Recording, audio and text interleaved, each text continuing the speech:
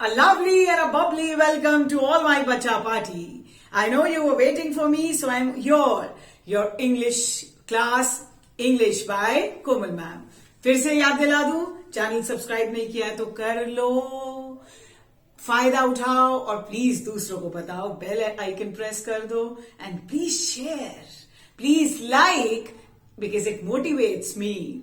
Anyways, today is day 15 and I thought why not come up with something very interesting. So I chose the chapter The Tiger King. जानते हो, जब जब जो जो होना है तब तब सो सो होता है. ये तो बात सच्ची है कि डेथ इज इनएविटेबल. मौत को कोई भी हरा नहीं सकता. जिसकी जब जैसे मौत लिखी है वो तब वैसे जाएगा. हाँ, हमारे कर्म, हमारे एक्शंस उसका इफेक्ट किसी भी चीज का कम कर सकते हैं. तो ये चैप्टर टाइगर किंग भी आज इन्हीं सब चीजों को लेकर आया है. That's why I am talking about this. बच्चों, this chapter has been written by Sri R. Krishnamurti, who is popularly known as Kalki. कल्कि जी ने इस चैप्टर में बड़े सारे एलिमेंट डाले हैं, सटायर डाला है, ह्यूमर डाला है, व्यंग. आपको बड़ा ही मजा आने वाला है जी. मगर पहले बात कर लें, ये चैप्टर बात क्या करता है, सिखाता क्या है, ये कन्वे क्या करता है. टाइटल तो है टाइगर किंग. अब टाइगर और वो भी किंग. यस, एक्चुअली ये कहानी एक क्रेजी, एक फ्रेंजी, एक ऑटोक्रेटिक, एक ऐसे गुस्सेल राजा की थी जो अपने आप को हमेशा के लिए अमर करना चाहता था, मौत पे विजय पाना चाहता था, और जिसलिए उसने 99 टाइगर मारे अपनी पूरी जिंदगी के अंतराल में. He was brave as a tiger and that is why the title is appropriate. It is suggestive. Theme की बात करें कि ये क्या सिखाता है. ये बात करता है उन एरोगेंट ऑटोक्रेटिक किंग्स की, या फिर वो लोग जो पावर में थे या हैं, जो लोग अपने अम्यूजमेंट, अपने एंटरटेनमेंट के लिए चीजों को चेंज करते हैं, या फिर all those people who kill voiceless animals for their own greedy motive. These kings, what they used to do, they wanted everything for their own motive, therefore जिसका फायदा उन्हें हो. और कई बार वो लोगों के वेलफेयर, अपनी प्रजा, अपनी सब्जेक्ट, अपने लोगों को के वेलफेयर के बारे में भूल जाया करते थे. ये कहानी क्राइम और पनिशमेंट की कहानी है. ये कहानी कहती है कि किस्मत से ऊपर कुछ नहीं, which means death is inevitable and destiny is all powerful. आप उसको हटा या उसको बदल नहीं सकते. और कई बार ऑटोक्रेटिक किंग्स जो किसी की सुनना ही नहीं चाहते थे, उसका रिजल्ट क्या हुआ. जो उनके मिनियंस थे, मतलब जो उनके शागिर्द, फॉलोअर्स थे, वो खुद डरते थे कि उन्हें वो सही रास्ता या मिरर दिखाएं कि ये गलत कर रहे हो आप, क्योंकि उनमें हिम्मत ही नहीं होती थी.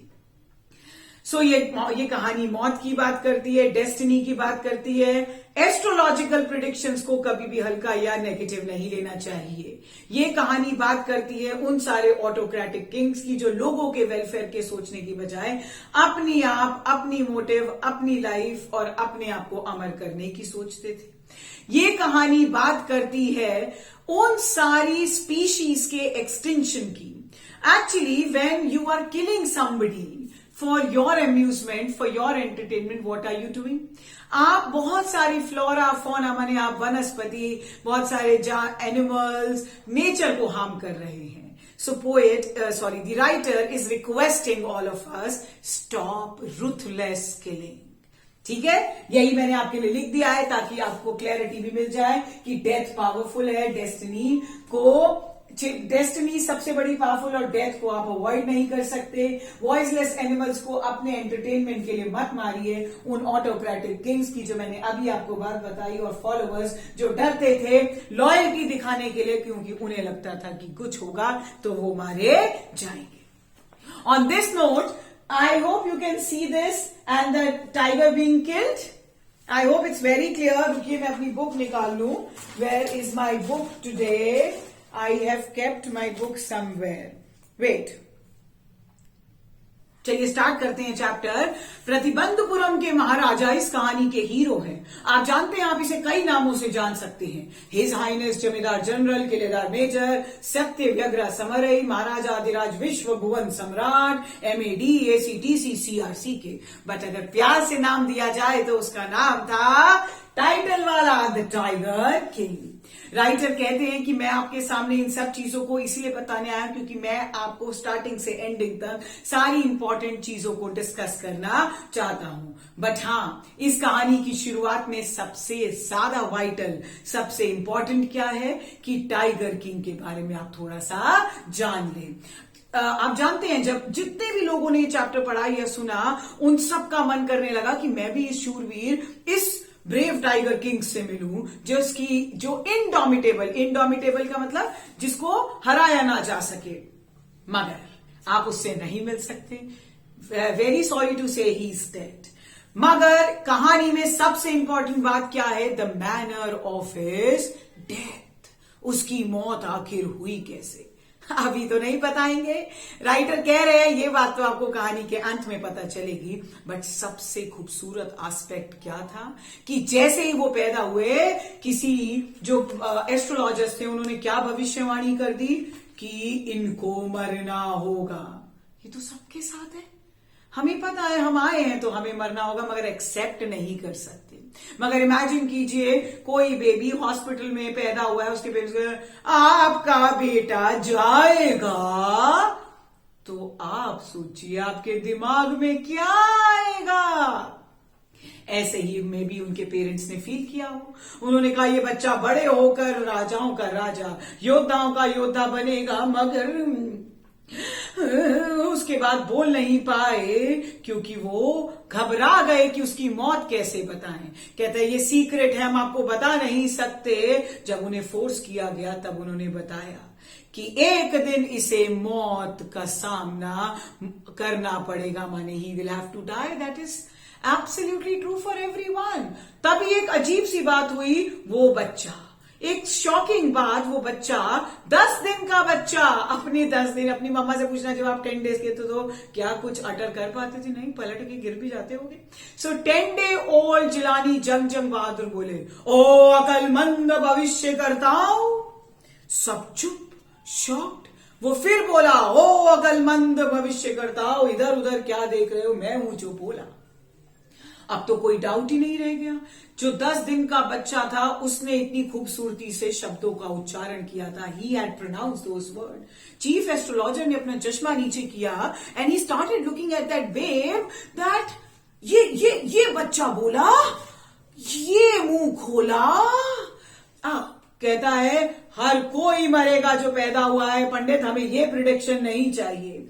आपकी बात में तो सेंस तब होगा जब आप ये बताएं कि मेरी मौत होगी कैसे। सवाल भी सही पूछा उसने। चीफ एस्ट्रोलॉजर ने अपनी उंगली नाक से हटाई और सोचने लगा कि एक 10 दिन का बच्चा बोलता है और न्यूज बुलेटिन की तरह टुक टुक टुक टुक टुक इतने इंटेलिजेंट क्वेश्चन भी पूछता है। Chief astrologer was shocked and bewildered. तब उसने कारण बताया और कहा, द प्रिंस वॉज बॉर्न, ये बैल के नक्षत्र में पैदा हुए हैं और बुल और टाइगर दुश्मन है, तो इसकी मौत एक टाइगर से होगी। डरा नहीं वो राजकुमार। आप जानते क्या किया? आप सोच रहे होंगे नहीं मरना नहीं है, मरना नहीं है, मरना नहीं है। ऐसा कुछ नहीं हुआ। वो उसने चैलेंज एक्सेप्ट किया और क्या डराते हुए शब्दों में बोला, लेट टाइगर्स बिवेयर। ऐसा 10 दिन का बच्चा बोला। इमेजिन करिए बड़े राजा बोल रहे हैं। बात क्या खत्म हो गई। राजकुमार बड़े होने लगे, उनका पालन पोषण भी राजसी ठाठ की तरह हुआ और उनके बचपन में कुछ और मिरेकल नहीं हुआ। उनका पालन पोषण एकदम क्लासी तरीके से हुआ। उस बच्चे ने इंग्लिश गाय का दूध पिया, इंग्लिश नानी ने देखभाल की, इंग्लिश में ट्यूटोरियल्स दिए गए और उन्होंने इंग्लिश मूवी देखी। मैं ये नहीं कहूंगी इंग्लिश मूवी देखकर बिगड़ गया, एग्जैक्टली जैसे और राजकुमारों को अपब्रिंगिंग मिली। फाइनली मे बी उनके पेरेंट्स राजा रानी नहीं थे, तो जब तक वो बड़े नहीं हुए तब तक ये जो है it was under the jurisdiction of ministers संभालने लगे। बट देन जब वो 20 साल के हुए, when he came at the age of 20 he became the king. अब लोगों ने धीरे धीरे बात करना शुरू किया कि ये सुना है, एस्ट्रोलॉजर की प्रिडिक्शन राजा के कान में पहुंची। राजा ने एक बात सीखी थी, उसे पता था प्रतिबंधपुरम में an number of innumerable means endless जंगल है और उन जंगलों में टाइगर हैं, और उसने एक बात सीखी थी कि सेल्फ डिफेंस में किसी को मारना गुनाह नहीं, तो टाइगर तो मैं अपनी जान बचाने के लिए मार रहा हूं, इसीलिए कोई ऑब्जेक्शन नहीं होना चाहिए। महाराजा निकल पड़ा टाइगर हंटिंग के लिए, और जब उसने अपना पहला टाइगर मारा, अभी तक उसे पता नहीं था उसकी मौत 100वें टाइगर से आई, बुला लिया एस्ट्रोलॉजर को और कहता है व्हाट डू यू से नाउ अब्बो? राजा जी, आप ऐसे 99 टाइगर मारने की हिम्मत रखते हैं मगर? राजा बोला, बोल आगे, मगर क्या? मगर 100वें टाइगर से बच के रहिएगा। ही वॉज सो एरोगेंट, बताया ना, he was blind in his arrogance and he said अगर 100वां टाइगर भी मार दिया तो? कहता है अगर ऐसा हो गया तो मैं अपनी एस्ट्रोलॉजी की बुक्स फाड़ दूंगा, आग लगा दूंगा, और वो बोला, कहता है तो मैं अपनी चोटी जो उसकी इज्जत थी वो भी कटवा दूंगा और इंश्योरेंस एजेंट बन जाऊंगा। एस्ट्रोलॉजर ने बहुत अनक्लियर तरीके से बोला, घबरा गया। बस उस दिन के बाद से तो प्रतिबंधपुरम में टाइगर हंटिंग बैन कर दी गई, सिर्फ राजा ही टाइगर हंटिंग करेंगे। एक घोषणा, प्रोक्लेमेशन मीन्स एक इंफॉर्मेशन पास कर दी गई कि अगर कोई पत्थर भी मारता पाया गया तो उसकी पूरी प्रॉपर्टी कन्फिस्केट मीन्स सीज कर ली जाएगी। महाराजा ने कसम उठा ली कि अब तो वो अपने स्टेट को तब देखेगा जब वो खुद को अमर कर लेगा। That's what the theme was, I told you before as well. ऐसा नहीं हुआ कि उसे डेंजर्स फेस नहीं करने पड़े, but he was brave enough to face it. He wanted to overpower his death. एक बार तो उसने टाइगर से लड़ाई की और बिना वेपन के। कहते हैं ना, जब किस्मत बलवान होती है तो आप किसी भी चीज को हरा सकते हो। महाराजा ही जीता। और दूसरी बार क्या बड़ी परेशानी आई, एक high ranking British officer Pratibandapuram में आए, उनको शौक था जी टाइगर हंटिंग का, क्या करें। पहुंच गए और कहते हैं हमारे को टाइगर हंटिंग करनी है। खुद तो बात नहीं कर रहे हैं, अपने जूनियर्स के जरिए, मतलब वो मिनिस्टर के साथ और वो उसके जो ऑफिसर्स होंगे उसके साथ। उन्हें हंटिंग का शौक था, महाराजा ने मना कर दिया और परमिशन नहीं दी। और क्या कहते हैं, ह्यूमर देखिए, जाइए उनसे कह दीजिए अगर वो कोई भी हंटिंग करना चाहे तो हमारे इस जंगलों में कर सकते हैं।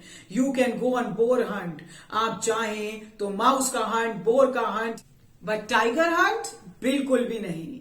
ब्रिटिश ऑफिसर ने अपनी सेक्रेटरी के द्वारा राजा को ये बात इंफॉर्मेशन दी कि ऐसा करें, राजा खुद मार ले टाइगर, बिकॉज वो तो सिर्फ कैरकस मीन्स उस डेड बॉडी, मतलब एनिमल की बॉडी, उसके साथ सिर्फ पिक्चर क्लिक कराना चाहता है। बट महाराजा ने उस बात को भी एक्सेप्टेंस नहीं दिया, क्योंकि वो जानता था अगर ये पिक्चर कोई और ब्रिटिश ऑफिसर देखेगा तो हो सकता है वो इस पर क्वेश्चन करे। क्योंकि उसने एक ब्रिटिश ऑफिसर को मना किया था, हिज स्टेट केम इनटू डेंजर। बुला लिया महाराजा ने दीवान को, that now what should be the solution. दोनों ने डेलिब्रेशन किया, डिस्कशन किया, and finally they came up with an idea. और उन्होंने एक फेमस ब्रिटिश जूलर्स को कैलकाटा में चिट्ठी भेज दी कि कुछ एक्सपेंसिव डायमंड रिंग्स के सैंपल भेजिए। आ गई कुछ 50 डायमंड रिंग्स, और उन्होंने ब्रिटिश ऑफिसर की वाइफ को, गुड लेडी जिन्हें कहते हैं, भेज दिया। क्या करने के लिए? ब्राइब। पहले भी होता था, आज भी है।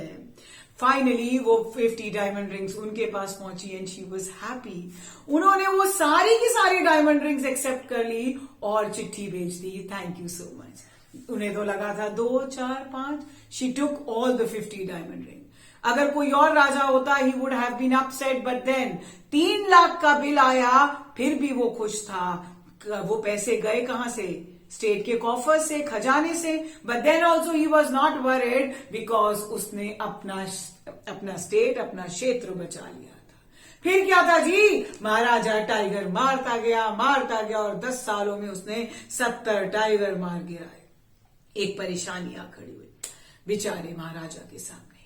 टाइगर पॉपुलेशन एक्सटिंक्ट कर गई उसके क्षेत्र में। राइटर यहां ह्यूमर ऐड करते हैं और कहते हैं पता नहीं क्या था, क्या टाइगर्स ने बर्थ कंट्रोल पिल खा ली थी कि ना बच्चे होंगे ना हाथों से इसके मरेंगे, या फिर वो राजा के हाथों मरते मरते बोर हो गए थे, उन्हें किसी ब्रिटिशर के हाथों मरना था।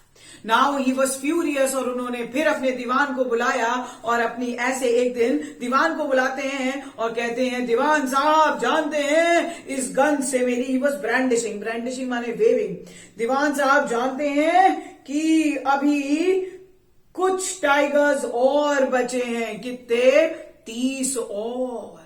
दीवान घबरा गया, मैं टाइगर नहीं हूं प्लीज महाराजा।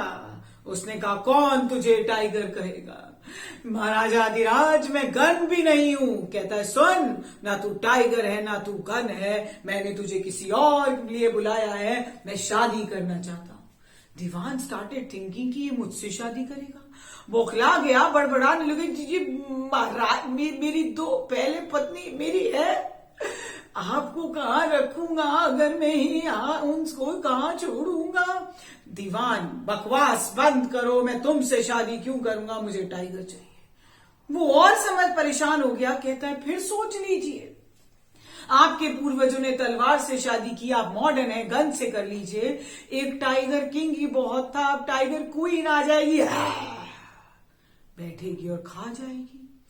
दीवान की ये बात सुन के महाराजा स्टार्टेड लाफिंग आउट लाउड और कहता है, सुनो, ना तो मुझे किसी गन से ना टाइगर से शादी करनी है, मुझे लड़की से शादी करनी है। जाओ एक स्टैट तैयार करो, आसपास के क्षेत्र में सबसे ज्यादा किस जंगल में टाइगर पाए जाते हैं, और उस क्षेत्र की खूबसूरत और रईस लड़की से शादी करा दो। फिर क्या था, दीवान ने फॉलो किए ऑर्डर्स और बैंड बाजा बारात, शादी हो गई जी। अब जब जब ससुराल जाते 2-3 टाइगर मार गिराते। इस तरह कुछ ही सालों में 99 टाइगर्स की खाल महाराजा के पैलेस को अडोन माने ब्यूटिफाई करने लगी। But a sudden change, a problem came, जब ससुराल के क्षेत्र में भी जंगलों में टाइगर्स खत्म। They couldn't find even a single tiger. राजा ने कसम खा ली कि बस एक और टाइगर मिल जाए और मैं टाइगर हंटिंग छोड़ दूंगा। Isn't he very greedy कि वो अपने ही सेल्फिश मोटिव के बारे में सोच रहा है और तब छोड़ेगा।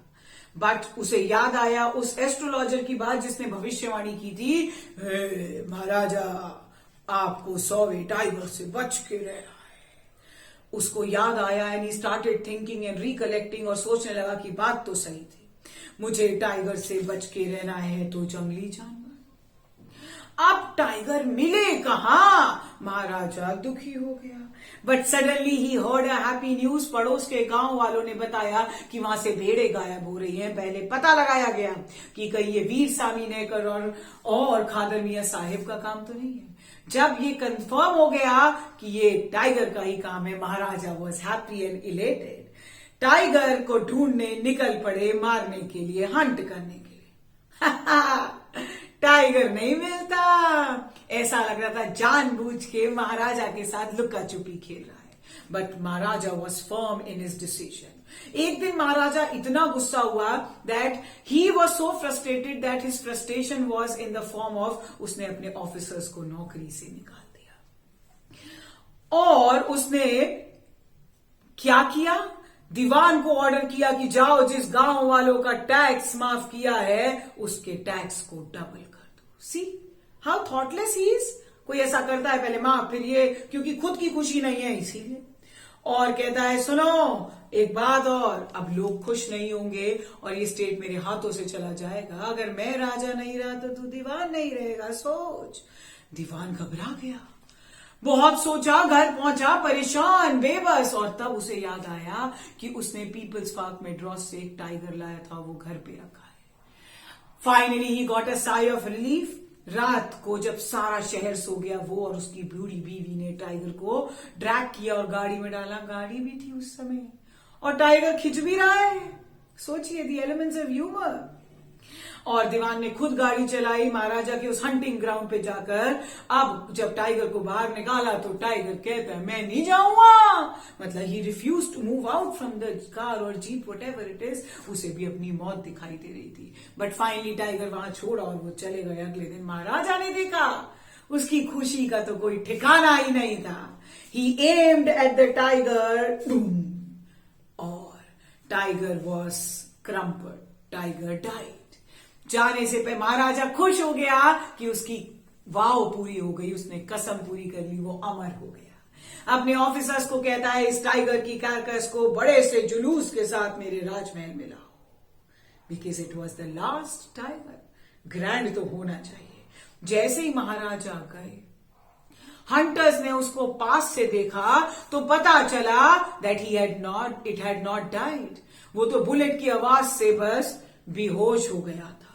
उसने अपनी आंखें रोल करी और हंटर्स की तरफ देखा। हंटर्स डर गए, क्या करे क्या ना करे। The minions were shocked, were actually confused, but उन्होंने अपनी लॉयल्टी नहीं दिखाई, जो आखिरी मैंने थीम में समझाया था। डर गए क्योंकि उन्हें पता था राजा उन्हें नौकरी से निकाल देगा। फाइनली दे डिसाइडेड कि हम में से एक मार देगा। उन्होंने निशाना दागा और उसको मार गिराया, और जो राजा ने कहा था उसी तरह जुलूस लेकर बहुत बड़े ग्रैंड प्रोसेशन के साथ उसे ले आए और दफना दिया। बात खत्म, महाराजा खुश। He had killed the 100 tiger and he has overpowered death. Maharaja अब अपने स्टेट, अपने बच्चे को देखने लगे और बेटे का आया तीसरा जन्मदिन। जन्मदिन तो मनता है। पहुंच गए उसके लिए कुछ स्पेशल गिफ्ट ढूंढने, क्योंकि अभी तक he was not able to take care of him. अब उन्हें कुछ स्पेशल गिफ्ट देखना था और शॉपिंग सेंटर पहुंचे तो एक लकड़ी का वुडन टॉय टाइगर मिला। उन्हें लगा कि wow, this is the right gift, because he wanted to showcase his bravery, और शायद उन्हें अपने बच्चे में भी ऐसी ही शूरवीरता देखनी थी। पूछते हैं उससे कितने का है, और वुडन टॉय टाइगर की सिर्फ कितनी कॉस्ट थी? 2.25 आना। शॉपकीपर ने राजा को देखा, घबरा गया कि अगर इतने कम पैसे बता दिए तो महाराजा उसको भी जेल में डाल देगा under the rule of emergency. कहते योर मैजेस्टी, मेरे महाराजा अधिराज, ये एक रेयर एग्जाम्पल है पच्चाकारी का, बहुत ही बेस्ट क्राफ्ट्समैनशिप, और ये 300 का है। महाराजा कहते बहुत बढ़िया, ये तुम्हारी तरफ से मेरे राजकुमार के लिए गिफ्ट। भाई ले गए उस वुडन टॉय टाइगर को, था तो बेकार, उसमें स्लीवर माने फांसी निकली हुई थी। पापा और बेटा उसके साथ खेल रहे थे, बट उसकी एक स्लीवर जाकर महाराजा के हाथ में चुभ गई, और तब तो उन्होंने उसे निकाल दिया, but that part of quill word sliver वो उसमें अंदर फंसी रह गई। कहां पर? राइट हैंड में। अब राजा ने उसे लेफ्ट हैंड से निकाला, but a part of it was there. अगले दिन इन्फेक्शन हो गया और वो महाराजा के राइट हैंड में फैल गया। 4 दिन में तो वो पस भर गई। Now Maharaja's life came into danger. 3 surgeons बुलाए गए मेड्रॉस से, और बहुत डिस्कशन करने के बाद महाराजा के ऑपरेशन का डिसीजन लिया गया। Finally he was led to the operation table theatre. तीनों सर्जन्स ऑपरेशन के बाद ऑपरेशन कमरे रूम से निकले, ऑपरेशन थिएटर से, और कहते हैं operation is successful, Maharaja is killed, means he is dead, which means finally ये चैप्टर प्रूव करता है the prediction came true. Prove करता है कि destiny is all powerful and death is inevitable. I hope you've understood it very well. I hope you are learning it, and do not forget to subscribe my channel. Bye for now. God bless you all. Take care.